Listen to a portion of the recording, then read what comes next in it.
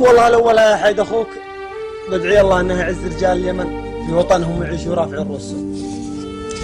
والثانية كتبت ذا القصيدة في واحد عاد ما كنت أشتغل عنده حارس، قعدت عنده شهر أو شهر ونص. يوم ذاك النهار جوني عياله اثنين وشباب معه قالوا يا أبو يمن قم غسل البيالات وسوي لنا قهوة. قلت والله تعقب أنا ما جيت أغسل البيالات وأسوي لك قهوة. والله حصل بيني وبينهم شوي حديث وجابوهم وهم رجال كفو. والله زاق الله عقالها عليه واستسمح مني. والله قمت أسوي له عنده ذا الأبيات. وأقول يا أبو حسين أهديك من شعر أبيات وأرجوك تسمع وش يقول اليماني. يا أبو حسين أهديك من شعر أبيات وأرجوك تسمع وش يقول اليماني.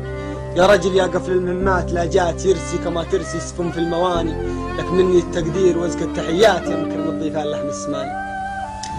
لك مني التقدير وازكى التحيات يا مكرم الضيفان لحم السماني. مالي ولد دلة وغسل البيالات ولا على الدلة حداني زماني. ولا تعودت أشتغل في الحراسات وغير وقتي من بلادي حداني. وحظي العاثر ودرب المتاهات اللي مشيته يوم شفته دعاني. وحظي العاثر ودرب المتاهات اللي مشيته يوم شفته دعاني. ولا ترى ربعي رجال البطولات قوم الله فوق الثريا مكاني. مراد ربعي كاسبين الجمالات سنايدي في كل محضر وعاني.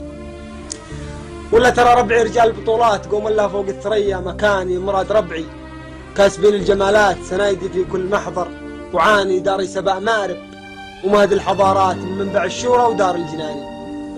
داري سبع مارب ومهد الحضارات من منبع الشورى ودار الجناني. ذكر زمن بلقيس في محكم آيات يكفيني الهدهد رسول سلماني.